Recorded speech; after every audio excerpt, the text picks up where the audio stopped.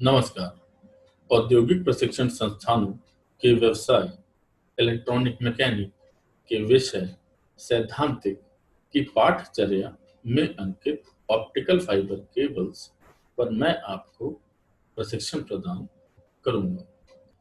Acceptance angle या स्वीकृति कोण। दरअसल हम ये जानते हैं कि ऑप्टिकल फाइबर केबल्स में एक तरफ से दूसरी तरफ तक प्रकाश शीशे के कोर के अंदर मूव करता है और वो डेटा को एक तरफ से दूसरी तरफ तक ले जाने में सहायक होता है। कोई भी ऑप्टिकल फाइबर केबल के अंदर जब डेटा एक तरफ से दूसरी तरफ तक प्रकाश के माध्यम से जाता है या पहुंचता है, तो ऑप्टिकल फाइबर केबल के अंदर जब भी हम प्रकाश की किरण भेजते हैं, तब हम ये बात देखते हैं या ध्यान में रखते हैं कि प्रकाश की किरण हमेशा एक्सेप्टेंस एंगल या स्वीकृति कोण में ही भेजी जाए। दरअसल अगर स्वीकृति कोण के बाहर भेजी जाएगी प्रकाश की किरण, तो वो टोटल इंटरनल रिफ्लेक्शन का सिद्धांत फॉलो नहीं करेगी और वो रिफ्रैक्ट हो जाएगी टोटल इंटरनली रिफ्लेक्ट होने के बजाय। इसीलिए ऑप्टिकल फाइबर केबल्स में हम ये देखते हैं कि एक तरफ से दूसरी तरफ तक अगर प्रकाश की किरण को पहुंचना है, तो एक्सेप्टेंस एंगल का ही इस्तेमाल किया जाए और एक्सेप्टेंस एंगल या स्वीकृति कोण के अंदर ही भेजी जाए प्रकाश की किरण। स्वीकृति कोण या एक्सेप्टेंस एंगल एक ऐसा एंगल है जिसपे कि इंसिडेंट रे जब भेजी जाती है, तो वो ऑप्टिकल फाइबर केबल के अंदर ही रहती है और टोटल इंटरनल रिफ्लेक्शन के सिद्धांत पर काम करती है और वो रिफ्रैक्ट नहीं होती है कोर और क्लैडिंग के इंटरफेस पे। आइए इसके बारे में और समझते हैं। कोर का रिफ्रैक्टिव इंडेक्स अगर हम N1 मान लें और क्लैडिंग का रिफ्रैक्टिव इंडेक्स अगर हम N2 मान लें, तो टोटल इंटरनल रिफ्लेक्शन होने के लिए N1 N2 से बड़ा होना चाहिए। N1 N2 से जब बड़ा होगा तब ही टोटल इंटरनल रिफ्लेक्शन किसी भी ऑप्टिकल फाइबर केबल में होगा। अगर N1 N2 से छोटा होगा किसी भी पॉइंट पे ऑप्टिकल फाइबर केबल के अंदर, तो हम ये देखते हैं कि टोटल इंटरनल रिफ्लेक्शन नहीं होगा और हमारी लाइट की रे कोर के अंदर आने के बजाय कोर से बाहर चली जाएगी और इस इंटरफेस जहाँ पे कोर और क्लैडिंग मिलते हैं, जहाँ पे रिफ्लेक्शन होता है, रिफ्लेक्शन होने के बजाय रिफ्रैक्शन हो जाएगा और हमारी जो इंसिडेंट रे है वो बाहर की तरफ चली जाएगी या क्लैडिंग में चली जाएगी, जबकि हम ऐसा नहीं चाहते हैं। हम चाहते हैं कि हमारी इंसिडेंट रे जो प्रकाश की किरण हमने भेजी है वो कोर के अंदर ही रहे। ऐसा सिर्फ तभी होगा जब कोर का रिफ्रैक्टिव इंडेक्स क्लैडिंग के रिफ्रैक्टिव इंडेक्स से ज्यादा होगा। फाइबर का वह सिरा जिससे किरण प्रवेश करती है वह लॉन्चिंग सिरा कहलाता है, या जिस भी पॉइंट पे हम इंसिडेंट रे को भेजते हैं वो उसका लॉन्चिंग एंड कहलाता है और ये एंगल प्री डिफाइंड होता है। अगर इस एंगल के बजाय हम किसी और एंगल का इस्तेमाल करेंगे, तो हमारी जो लाइट की रे है, प्रकाश की किरण है, वो रिफ्लेक्ट होने के बजाय टोटल इंटरनली रिफ्लेक्ट, इसका मतलब है कि कोर के अंदर रहने के बजाय वो क्लैडिंग में चली जाएगी और हमारा जो डेटा हमने भेजा है वो नष्ट हो जाएगा। वो ट्रांसमिटिंग एंड से रिसीविंग एंड तक नहीं पहुंच पाएगा। इसीलिए हम लॉन्चिंग एंगल या एक्सेप्टेंस एंगल का ही सहारा लेते हैं और लॉन्चिंग बहुत ही ध्यान से करी जाती है और एक्सेप्टेंस एंगल में रहते हुए ही करी जाती है। यह किरण आर कोर पर रिफ्रैक्ट होकर क्लैडिंग कोर के इंटरफेस पर क्यू कोण पर टकराती है। अगर क्यू कोण क्रिटिकल एंगल से बड़ा हो तभी रोशनी फाइबर के अंदर ही रहेगी। दरअसल जब भी हम इंसिडेंट रे को भेजते हैं तो इंसिडेंट रे हमेशा क्रिटिकल एंगल से ज्यादा पे टकरानी चाहिए। ये कोण अगर क्रिटिकल एंगल से कम होगा तो हमारी लाइट की रे रिफ्लेक्ट होने के बजाय रिफ्रैक्ट हो जाएगी और वो नहीं रहेगी कोर के अंदर। इसीलिए जो भी इंसिडेंट रे हम भेजते हैं वो इंसिडेंट रे हमेशा क्रिटिकल एंगल से ज्यादा पे ही टकराए। इसीलिए एक्सेप्टेंस एंगल पर ही कोई भी प्रकाश की किरण ऑप्टिकल फाइबर केबल के अंदर भेजी जाती है। एक्सेप्टेंस कोण या स्वीकृति कोण। अगर किरण फाइबर के एक्सिस के इर्द गिर्द घूमते हुए कोण को एक समान रखें तब इसको कोनिकल सतह कहते हैं। दरअसल यहाँ पे हम देख पा रहे हैं कि एक्सेप्टेंस कोण एक ऐसा कोण होता है जिसके अंदर अगर हम इंसिडेंट रे या वो प्रकाश की किरण जो कि हमको भेजनी है एक से दूसरी तरफ तक, जो कि डेटा कैरी करती है, एक तरफ से दूसरी तरफ डेटा को ले जाती है, अगर वो इस एक्सेप्टेंस कोण के अंदर नहीं भेजी जाएगी, मान लेते हैं कोई भी प्रकाश की किरण एक्सेप्टेंस कोण के बाहर से आती है और वो टकराती है कोर और क्लैडिंग के इंटरफेस पे, तो वो अंदर आने के बजाय, कोर के अंदर आने के बजाय क्लैडिंग में चली जाएगी। लेकिन हम ऐसा नहीं चाहते हैं। हम चाहते हैं कि जो भी इंसिडेंट रे या प्रकाश की किरण हमने भेजी है ऑप्टिकल फाइबर केबल के अंदर, वो ऑप्टिकल फाइबर केबल के अंदर ही रहे और बाहर ना जाए। ऐसा सिर्फ तभी होगा जब एक्सेप्टेंस कोण, ये जो कोण हमको दिखाई दे रहा है, इसके अंदर ही हमारी प्रकाश की किरण रहे। अगर प्रकाश की किरण इसके बाहर चली जाएगी या इसके बाहर से भेजी जाएगी तो वो रिफ्लेक्ट होने के बजाय रिफ्रैक्ट हो जाएगी, जैसा कि हम इस केस में यहाँ पे देख पा रहे हैं। दरअसल एक्सेप्टेंस एंगल और एक्सेप्टेंस कोण का जो सिद्धांत है वो काम करता है टोटल इंटरनल रिफ्लेक्शन के सिद्धांत पे। अगर एक्सेप्टेंस एंगल एक्सेप्टेंस कोण के अंदर का होगा तभी टोटल इंटरनल रिफ्लेक्शन होगा उस प्रकाश की किरण पे, वरना वो नहीं होगा। और हम ऐसा नहीं होने देना चाहते हैं। दरअसल हम ये चाहते हैं कि एक तरफ से दूसरी तरफ तक हमारा डेटा जल्दी पहुंचे और भारी मात्रा में पहुंचे।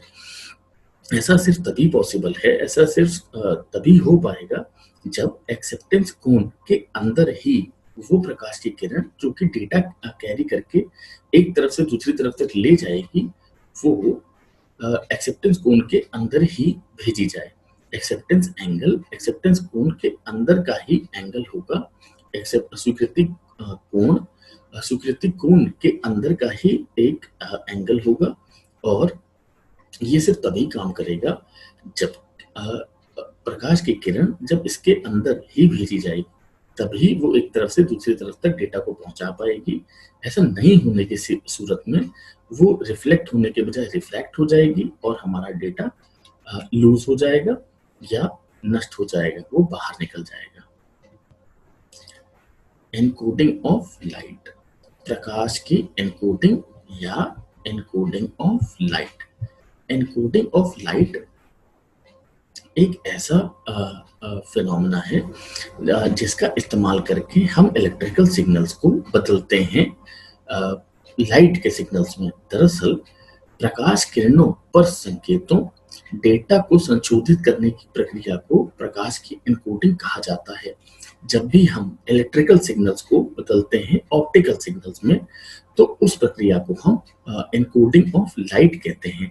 एनकोडिंग ऑफ लाइट दरअसल एक ऐसी प्रक्रिया है जिसमें हम ट्रांसड्यूसर्स का इस्तेमाल करते हैं। ट्रांसड्यूसर्स ऐसे इलेक्ट्रॉनिक उपकरण होते हैं जो कि एक एनर्जी के फॉर्म को दूसरे एनर्जी के फॉर्म में कन्वर्ट करने में हमारी मदद करते हैं। दरअसल इलेक्ट्रिकल सिग्नल्स को ऑप्टिकल सिग्नल्स में अगर हमें बदलना है तो इसका ये मतलब है कि इलेक्ट्रिकल एनर्जी को हमें लाइट एनर्जी में बदलना है। विद्युत ऊर्जा को हमें प्रकाश की ऊर्जा में बदलना है। ये काम ट्रांसड्यूसर्स कर पाते हैं। दरअसल लेजर या एलईडी का इस्तेमाल किया जाता है ऑप्टिकल फाइबर केबल्स के अंदर प्रकाश को भेजने के लिए, लेकिन जो प्रकाश भेजा जाता है ऑप्टिकल फाइबर केबल्स के अंदर वो इलेक्ट्रिकल सिग्नल्स से कन्वर्ट होके बनता है। इलेक्ट्रिकल सिग्नल्स जब हम ट्रांसड्यूसर्स में भेजते हैं, ऐसे ट्रांसड्यूसर्स जो इलेक्ट्रिकल एनर्जी को कन्वर्ट कर सकें ऑप्टिकल एनर्जी में या ऑप्टिकल लाइट में कन्वर्ट कर सकें, तो वे डेटा कैरी कर सकते हैं। लेजर्स या एलईडी इस माध्यम के लिए सबसे महत्वपूर्ण चीजें हैं। लेजर या एलईडी का इस्तेमाल करके हम प्रकाश को केंद्रित कर सकते हैं, कॉन्सेंट्रेट कर सकते हैं, और ये कॉन्सेंट्रेटेड लाइट की रेज ऑप्टिकल फाइबर केबल के अंदर ट्रैवल करती हैं, जाती हैं, और ये एक तरफ से दूसरी तरफ तक डेटा को पहुंचाती हैं। ऑप्टिकल फाइबर केबल्स पर प्रकाश किरणों को प्रसारित करने का उपयोग नहीं है जब तक कि प्रकाश किरणों में डेटा की कोई जानकारी ना हो। दरअसल अगर हम सिर्फ ऑप्टिकल फाइबर केबल्स में प्रकाश को भेजते हैं लेजर या एलईडी की मदद से, तो वो एक तरफ से दूसरी तरफ तक पहुंच जरूर जाएंगी, लेकिन वो कोई डेटा नहीं कैरी करेंगी। इसीलिए हमें लाइट की एनकोडिंग करनी पड़ती है, लाइट को कोड करना पड़ता है डेटा के साथ, और ये तभी हो पाता है जब हम इलेक्ट्रिकल सिग्नल्स को पास करें ट्रांसड्यूसर से, और ट्रांसड्यूसर्स कन्वर्ट करेंगे उन इलेक्ट्रिकल सिग्नल्स को लाइट के फॉर्म में या प्रकाश के माध्यम में, और ये प्रकाश एक तरफ से दूसरी तरफ तक डेटा को आसानी से ऑप्टिकल फाइबर केबल्स के माध्यम से पहुंचा देगा, और हमें एक तरफ से दूसरी तरफ तक डेटा आसानी से ट्रांसमिट हो जाएगा। ट्रांसमिटिंग एंड पे इलेक्ट्रिकल सिग्नल्स को ऑप्टिकल सिग्नल्स में कन्वर्ट किया जाता है, और रिसीविंग एंड पे ऑप्टिकल सिग्नल्स को दोबारा ट्रांसड्यूसर्स की मदद से ही इलेक्ट्रिकल सिग्नल्स में कन्वर्ट करके इस्तेमाल किया जाता है। संकेतों को यांत्रिक गति, रेडियो तरंगों, वीडियो संकेतों आदि से प्राप्त किया जा सकता है। दरअसल जब भी हमें ऑप्टिकल फाइबर केबल्स में डेटा को भेजना होता है, तो ये डेटा एनकोड करने के लिए हम कई माध्यमों का सहारा लेते हैं। जैसे मान लीजिए सैटेलाइट से हमें कोई डेटा एक तरफ से दूसरी तरफ तक भेजना है, तो रेडियो तरंगों को हम इलेक्ट्रिकल सिग्नल्स में कन्वर्ट करेंगे, और उन इलेक्ट्रिकल सिग्नल्स को हम कन्वर्ट करेंगे फिर ऑप्टिकल सिग्नल्स या प्रकाश में, और ये प्रकाश फिर ऑप्टिकल फाइबर केबल के माध्यम से एक तरफ से दूसरी तरफ तक डेटा को पहुंचाएगा। वहां पे हम रिसीविंग एंड पे ऑप्टिकल या प्रकाश की किरणों को दोबारा इलेक्ट्रिकल सिग्नल्स में बदल के फिर ट्रांसड्यूसर्स का इस्तेमाल करके रेडियो तरंगों या रेडियो सिग्नल्स में बदल के फिर से ट्रांसमिट कर सकते हैं। लेकिन एक तरफ से दूसरी तरफ तक बहुत ही कम हानियों के साथ डेटा को पहुंचाने का इस्तेमाल ऑप्टिकल फाइबर केबल करता है, और इसमें एनकोडिंग ऑफ लाइट एक बहुत ही जरूरी फिनोमेना है। ऑप्टिकल फाइबर केबल के जोड़ या ऑप्टिकल फाइबर केबल के जॉइंट्स। दरअसल संचार पद्धति में फाइबर की लंबाई बढ़ाने की आवश्यकता होती है। फाइबर को आपस में जोड़ने को ही संयोजन या जॉइंटिंग कहा जाता है। ये दो प्रकार से हो सकता है, स्थायी व अस्थायी संयोजन।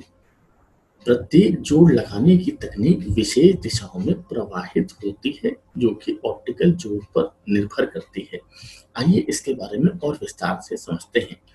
फाइबर ऑप्टिक जॉइंट्स ऐसे जॉइंट्स होते हैं जो कि ऑप्टिकल फाइबर केबल्स की लंबाई को बढ़ाने में हमारी सहायता करते हैं। दरअसल ऑप्टिकल फाइबर केबल बहुत ही लंबी दूरी तक डेटा को ट्रांसमिट करने के लिए बनाए गए हैं, लेकिन एक बार में ऑप्टिकल फाइबर केबल्स बहुत लंबी दूरी तक नहीं बिछाए जा सकते। इसीलिए कई छोटे टुकड़ों में ऑप्टिकल फाइबर केबल्स को बिछाया जाता है, और उन छोटे टुकड़ों को आपस में जोड़ने की प्रक्रिया को हम जॉइंटिंग कहते हैं। दरअसल ऑप्टिकल फाइबर केबल्स को जोड़ना पड़ता है क्योंकि इनकी लंबाई बहुत ज्यादा एक बार में नहीं हो सकती। चूंकि एक बार में इनकी लंबाई बहुत ज्यादा नहीं हो सकती, इसीलिए हमको इनको जोड़ना पड़ता है। ये जोड़ दो प्रकार के हो सकते हैं, स्थायी या अस्थायी। ऑप्टिकल फाइबर केबल जॉइंट्स लगाते वक्त बहुत सावधानी बरतनी होती है, क्योंकि अगर ऑप्टिकल फाइबर केबल्स ढंग से नहीं जोड़े गए या तरीके से नहीं जोड़े गए तो प्रकाश की तरंगें उन जॉइंट से टकरा के रिफ्लेक्ट होने के बजाय रिफ्रैक्ट हो सकती हैं।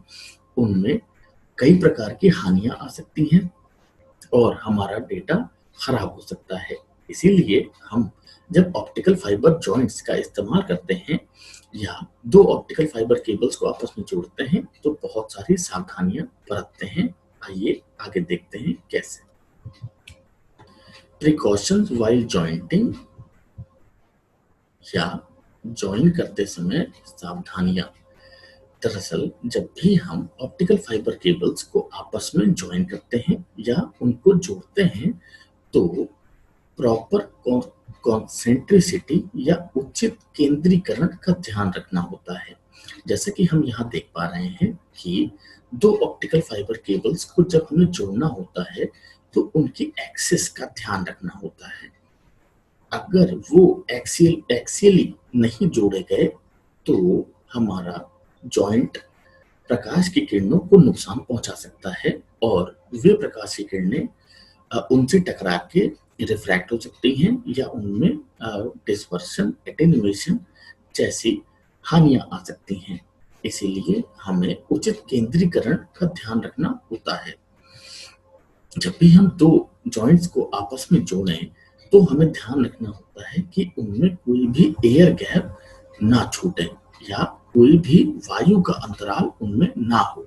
जैसा कि हम यहाँ देख पा रहे हैं कि अगर हमें दो ऑप्टिकल फाइबर केबल्स को आपस में जोड़ना है तो उनमें कोई भी एयर गैप ना छूटे, कोई भी ऐसा गैप ना छूटे जिससे कि हमारी प्रकाश की किरण जब भी उससे टोटल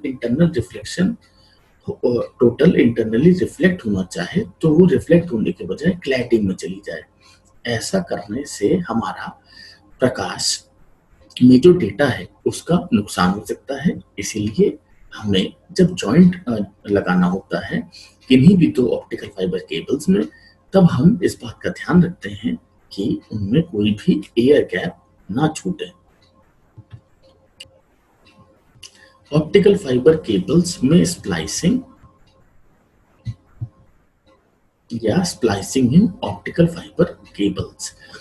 दो फाइबर्स जिनको आपस में जोड़ना है उनको एक दूसरे के सामने एक्सियली रखा जाता है और जोड़ा जाता है।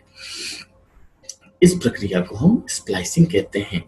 दरअसल स्प्लाइसिंग एक ऐसी प्रक्रिया है जिसमें हम ऑप्टिकल फाइबर केबल्स को आपस में जोड़ते हैं। ऑप्टिकल फाइबर केबल्स की लेंथ या तो कम होती है या वो डैमेज हो सकती हैं या खराब हो सकती हैं। तो खराब या ऐसे एंड्स पे जहां ऑप्टिकल फाइबर केबल्स खत्म होते हैं वहां पे स्प्लाइसिंग का सहारा लिया जाता है। स्प्लाइसिंग की प्रक्रिया बहुत ही सावधानी से अंजाम दी जाती है। ऐसा नहीं करने की सूरत में प्रकाश को हानि पहुंच सकती है और प्रकाश जो कि डेटा कैरी कर रही है वो डेटा खराब हो सकता है या नष्ट हो सकता है। फ्यूजन स्प्लाइसिंग और मैकेनिकल स्प्लाइसिंग दो प्रकार की स्प्लाइसिंग होती हैं। सबसे पहले हम जानते हैं कि फ्यूजन स्प्लाइसिंग कैसे काम करती है। इस प्रकार की स्प्लाइसिंग में सबसे कम लॉस होता है, सबसे कम डेटा खराब होता है या सबसे कम डेटा की हानि होती है। दरअसल फ्यूजन स्प्लाइसिंग एक ऐसी स्प्लाइसिंग टेक्निक है जिसको इस्तेमाल करके हम डेटा को बचा सकते हैं और डेटा कम से कम नष्ट होता है। फ्यूजन स्प्लाइसिंग को दो चरणों में अंजाम दिया जाता है। दोनों फाइबर्स को एक्सियली आमने सामने रखें। सबसे पहले एक इलेक्ट्रिक आर्क को देख के फाइबर्स को पिघलाएं और उनको आपस में वेल्ड करें। दरअसल ऑप्टिकल फाइबर केबल्स को फ्यूजन स्प्लाइसिंग से सबसे पहले हम ऐसे जोड़ते हैं कि दोनों ऑप्टिकल फाइबर केबल्स को हम एक्सियली आमने सामने रखते हैं ताकि उनका जो डायमीटर है वो एक दूसरे के सामने रहे और उसके बाद हम इलेक्ट्रिक आर्क देके फाइबर्स को पिघला के उनको आपस में वेल्ड कर देते हैं, जोड़ देते हैं। इस प्रक्रिया को हम फ्यूजन स्प्लाइसिंग कहते हैं। फ्यूजन स्प्लाइसिंग बहुत ही जल्दी हो जाती है और इसमें कम से कम डेटा का नुकसान होता है। दो ऑप्टिकल फाइबर केबल्स या तो डैमेज होने पे या लेंथ उनकी छोटी होने पे उनको आपस में जोड़ना होता है। तो सबसे पहला तरीका हमने जाना फ्यूजन स्प्लाइसिंग का, उनको आपस में जोड़ने का। मैकेनिकल स्प्लाइसिंग एक ऐसी स्प्लाइसिंग होती है जिसमें हम मैकेनिकली जोड़ते हैं दो फाइबर्स को। Fibre optic cables mechanical splicing वैकल्पिक स्प्लाइसिंग टेक्निक है जिसमें फ्यूजन स्प्लाइसर की आवश्यकता नहीं होती है।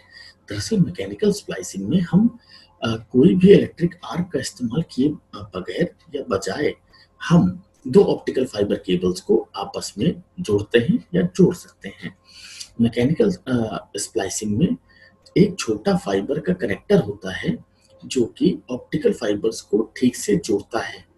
एक स्नैप कनेक्टर का कवर और या एडिसिव का इस्तेमाल करके हम ऑप्टिकल फाइबर केबल्स को जोड़ते हैं। दरअसल मैकेनिकल स्प्लाइसिंग में हम ये देखते हैं कि दो ऑप्टिकल फाइबर केबल्स को हम एक स्नैप कवर से जोड़ देते हैं।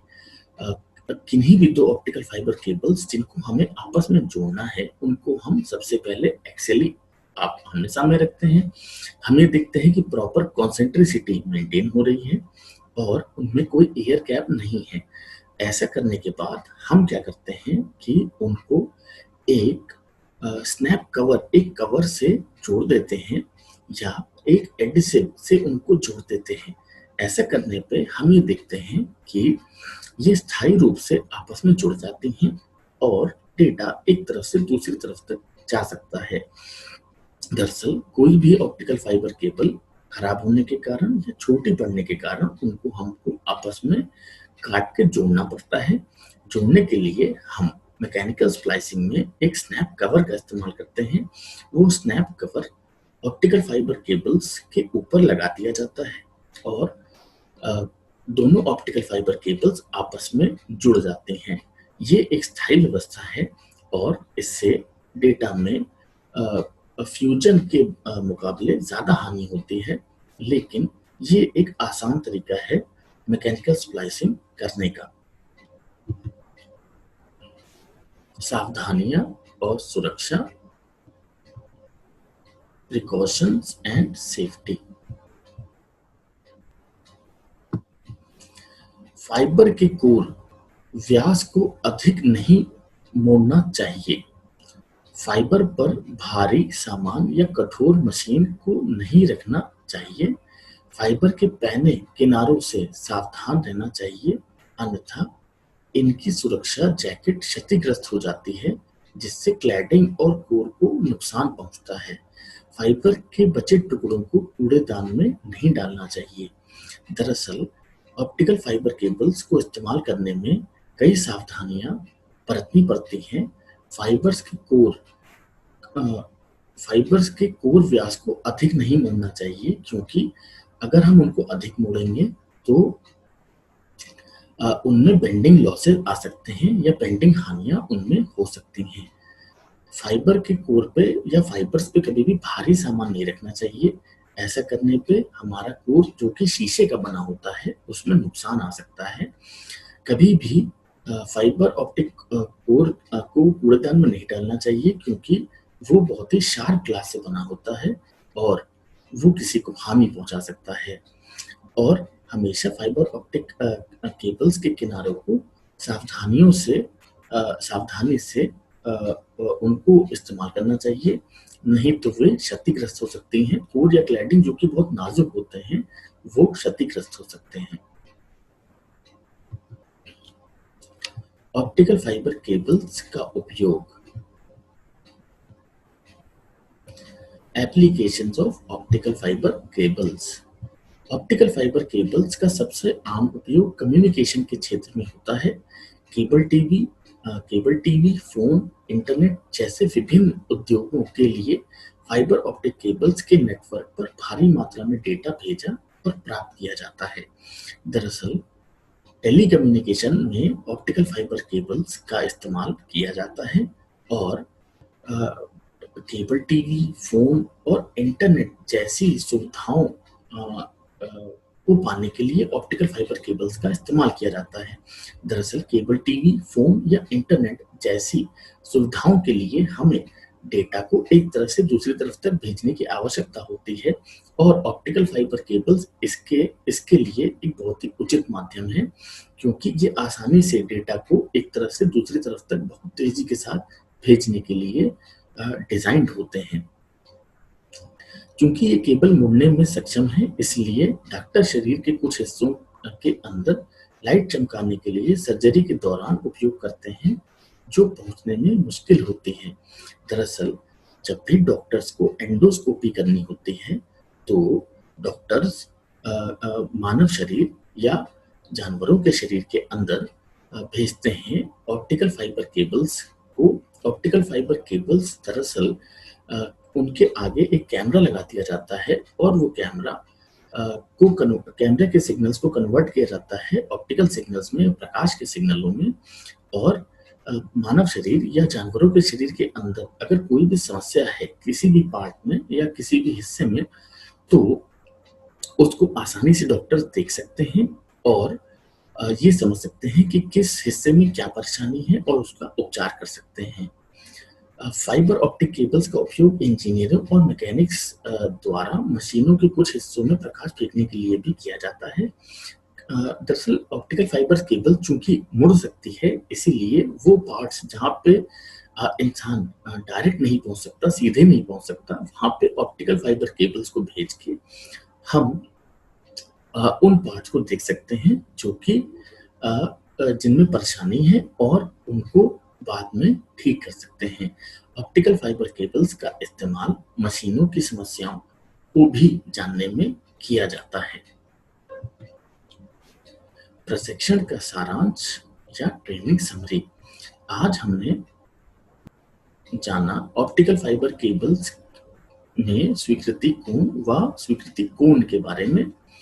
ऑप्टिकल फाइबर केबल्स में प्रकाश के एन्कोडिंग के बारे में भी हमने जाना। ऑप्टिकल फाइबर केबल्स में जॉइंट और स्प्लाइसिंग के बारे में हमने जाना। ऑप्टिकल फाइबर केबल्स की सावधानियां व सुरक्षा, इनको इस्तेमाल करने में क्या सावधानियां व सुरक्षा बरतनी होती है, इसके बारे में भी हमने जाना। और हमने जाना ऑप्टिकल फाइबर केबल्स का इलेक्ट्रॉनिक्स की इंडस्ट्री में या मेडिकल की इंडस्ट्री में या इंजीनियरिंग की इंडस्ट्री में कैसे इस्तेमाल होता है। प्रयुक्त संदर्भ national instructional media institute Chennai, book electronic mechanic and consumer electronics theory mini pattern, basic electronics JP Gupta, basic electronic mechanic theory Nisha Shukla. आज मैंने ऑप्टिकल फाइबर केबल्स पर आपको प्रशिक्षण प्रदान किया। आशा है आपको यह प्रशिक्षण भविष्य हेतु मददगार होगा। धन्यवाद।